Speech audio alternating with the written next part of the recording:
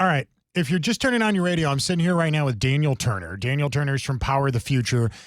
Power the Future is a group that goes out and just seeks to add normalcy to the insane conversations we're constantly having in this country about climate change, the religion of climate change, as Daniel explains it. And people, we have this argument in the morning show all the time. What's the biggest scam of our lifetime? Is it COVID or is it climate change? It's probably climate change. The latest thing that the left is trying to push, there's this group called C40, is a global network of 100 mayors of the world's leading cities that they claim are united in action against the climate crisis. And what they want to do right now is make Houston and Austin two of the cities, participating cities, that will have a membership in the meat-free future. Now, this, to people in Texas, is absolute madness. The thought of living in a city where we don't have a barbecue restaurant every block. Daniel, we have barbecue being served out in the lobby right now as we speak. And this is not, not every person in this building is a conservative talk show host like yours truly. Could you imagine a world where two of the most important cities in Texas are meat-free? Well, that's exactly what they want to do. Yeah, and that's where you have to go back to pre-COVID when things were not as crazy. 2019, when the 20 or so people running for president all started coming on the trail. And that was a common question that was asked, right? They couldn't talk about the economy because the economy was great. COVID had not yet happened. J6, all the things we talk about now, none of that had happened.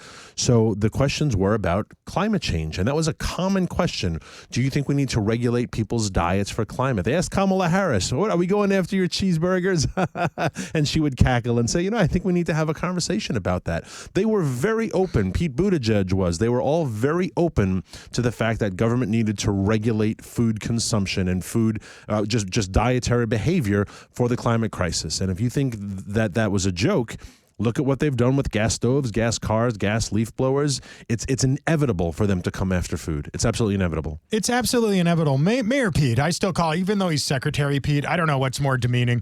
Probably Mayor Pete, in charge of our transportation department. I don't know how many people remember this, but I'm sure you probably do.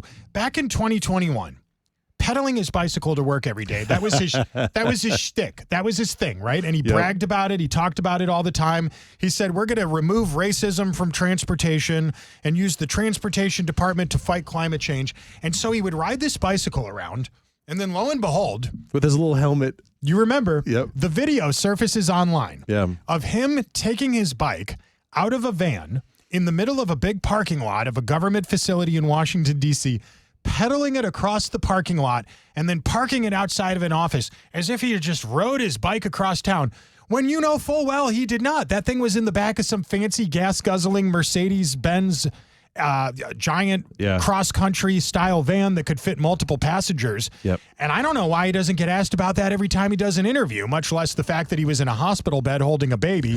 When did he give birth?